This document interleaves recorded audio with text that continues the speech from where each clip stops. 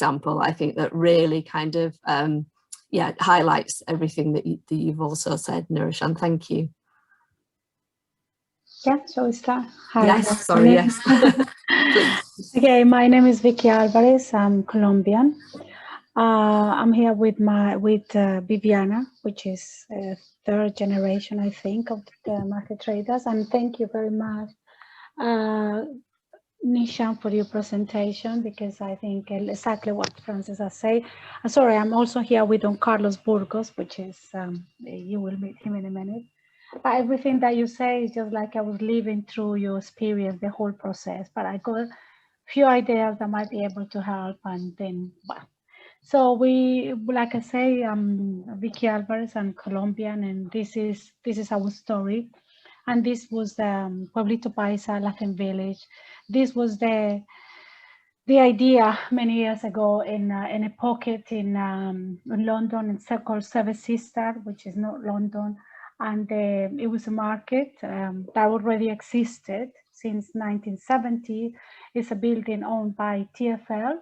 And then it's a place that is a very dilapidated. It has been neglected, and now it's a dilapidated building, which I will take you through the whole story. But the idea when I started in the market was 20 years ago was this one. It was this. This is more or less where I come from. These are my roots. I'm Paisa. This is a place in Colombia where it's like in the whole coffee region, which is pretty much all the architecture. It was from the colonization from the Spanish and the Portuguese. Well, no, we are not colonized by the Portuguese, but the Spanish. So therefore, all the representation of the balcony. So when I started in the market, the idea was like to try to recreate something that remind us of the Latin of the villages in Colombia. This we, like I said, we always wanted to recreate the feeling of being at home.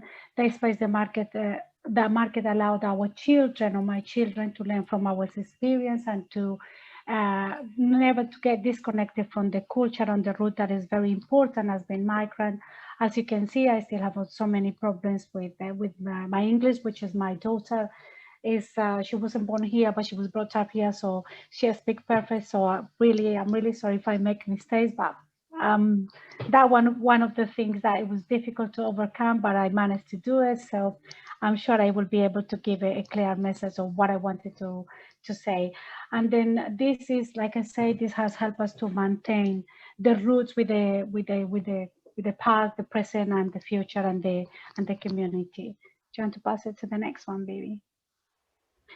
Okay, I'm going to do a presentation and then I will tell you everything about it, the market. So when we started in the market many years ago, we just, we have this kind of vision. This is the market, this is the place where it is right now. So the first picture was our first community plan, you know, and there's the second and the third community plan. So 20 years ago when I started in the market, I heard that the place was going to be demolished, and 16, 17 years ago, we decided with Don Carlos Burgos, which is here today, that we're going to fight back. As you can see, when Nisha talk about how inequality is, I can tell you, you have no idea how difficult it has been for the Latino community, which is most of us are only recognized for doing cleaning jobs and difficult jobs and then in this kind of field. So low paid workers and of course not being recognized at all. So start to fighting first from yourself, that you say, I do have rights and I contribute to the economy. Why don't we create a space that is not going to be only beneficially for my community, but for the wider community, to integrate with the wider community. So having all these kind of ideas, trying to put these ideas together, it was really hard because of course the first barrier was the language, and the second barrier was perhaps from ourselves, that I believe the community sometimes, most of the time, we live in a bubble because we are it's a frightening community. The other thing you shouldn't ask, you should be grateful because we are allowed to be here. And this kind of a stigma, it was very complicated to fight from, ourselves, to be able to empower ourselves, to empower the community, and especially because this market was more about women's single moms. I was a single mom when I started, and that was the reason. So, and then we formed this kind of coalition, not only with the traders, with different traders from outside the market and the whole neighborhood. And that gives the what it is today, a community plan. We have planning permission. The first planning permission was granted on 27, the second one on 2014, and the third one was done on the 2020, which is only we had on 2021. When you talk about how institution or the council has been extremely difficult, yes, that's the job of the council, to make the life of the community miserable. And it has been, they have made the life of our community a completely misery for the past 16 years.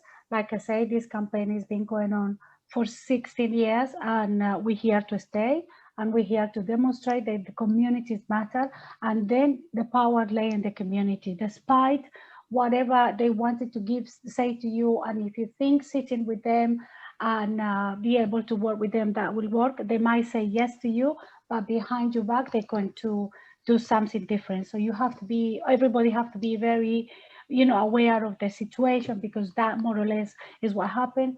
I don't understand when they are to represent our needs. The only thing that they do is they represent the developers, that they come to destroy our community, because our communities are small ecosystems, that they are very fragile, but it's up to and down to us to make sure that very thriving and very strong, and and then they're here to stay.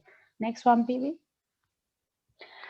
This, okay, so the market, I'm afraid, or the Latin village, or the Pueblito Paisa, has been closed before COVID, has been closed for 12, 13 months, almost 14 months now, has been closed because, of course, the developer just brought a person who destroyed the market. All the people who's been managing the market has been there milking this community and these spaces. And if you can see, now it's empty. At the moment it's empty because it has been dilapidated on purpose. And this is the job sometimes of the authorities. What they do is allow this beautiful iconic building, because it's a very beautiful iconic building with so much architectural merit, which it should be respected and preserved, but instead of that has been dilapidated, as you can see in the photographs that you can see it's been empty for like more than a year. And now you can see with the traders, I'm being here trying to organize, and for the traders to carry on having this sense of belonging, and what we're going to do this, and preparing for what we're going to do dress. And at the bottom is like we always fighting back. So, and this is the message: communities always have to fight back. And this is the resistance through the years. We have been going to court many times. This is with the the royal the crowd, how do you call the crowd of justice, in the Strand. So we were there. We always do protest, peaceful protest, and then it has been extremely difficult, but it has proved that it does work. And then we, like I say, we went to a judicial review. When some of you, or you talk about it in the past, that you've been ignored, that the lack of consultation. I think the advice here is like you can bring a judicial review. Of course, it's expensive, but it's way to do it. We have that doing a lot of fundraising, a lot of crowd justice campaign. Signing, the Latin Village be here to help you, because I suppose this platform is going to help us to be able to make new allies and to help us, and then to strengthen the powers of community in general, right? So by bringing a judicial review, the authorities have no choice but to listen to you. But we have we always have been a very sympathetic pool of solicitors who has been fighting for the right of communities, because as you know, and you always say, communities are normally disprotected. With the lack of resources are absolutely unbelievable. The only thing we don't is we always wanted to do what is right for the communities, because being born in the community, being part of the community, we are the ones who recognize what the community needs. Maybe the next one. Okay, now this is after COVID, I have identified that when we put here, as you can see on your right, or anyway, what it says community hub, this part is, this is how the building look at the back. This is what we propose on the left-hand side. This is what proposed that how we can bring this community back into use, sorry, this space back into use. And then it will be a starter for small businesses. After COVID, of course, as we all know, the economical climate is extremely difficult, which is in many ways has destroyed community, in other ways perhaps have strengthened the community. In our case, this has make us wanted to fight even harder, but we realized that we need a community hub. Why? Because a lot of people after COVID have been going through a mental breakdown in many ways. So we need to have this, and we are trying to get this space where exactly the little blue thing it is. We would like to restore that part of the building, and we would like to bring this community hub. It has been almost impossible because in our history of our campaign is we went to the High Court. We won one. We won the judicial review. We lost one, and then the CPO. We lost the appeal of the CPO, but still we are refusing to go away. So we are very stubborn, and we're here to stay. And they're not going to make us go away because the strength of the community again is lay on the community. So by, if anyone wanted to check at the bottom, we just put a link for the what we are trying to do with this space, a temporary space to be able to help the community recover after COVID. Maybe the next one. And yeah, I know it's a short presentation if you have any question, but I will go into more details. But more or less, I wanted to give you the idea who we are, what we are doing. I got Don Carlos as well, who will be able to help me, and Viviana, she's the daughter of one of the traders, which is she's like my daughter. I saw her; she grew up in the market, and then the good thing is bringing different generations together is how you strengthen the power of the community. And then she's helping me with the PowerPoint because I'm useless with that.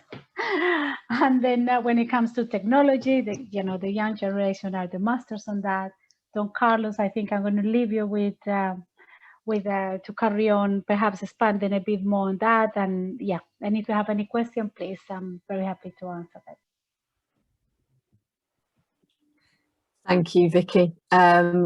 That's just, I mean, how much I've had the absolute pleasure of working with you all over the last couple of years, so you know how much this means to me. But the combination of like just the different elements of the ways that you keep kind of pushing in different places, kind of like really pushing on the developer and their reputation and the campaign, the legal challenge, and then the actual positivity of the community plan and what the vision is, not only for the existing market, which was incredible and will be again, but just kind of, how that whole community plan will work for the whole of the area is incredibly inspiring. So if other people haven't, we can ask questions obviously at the end, but also if people didn't know about the campaign, it's really worth looking up, and please do look at the Space Hive and donate to the Community Hub. She said, shamelessly using my platform to be able to say that.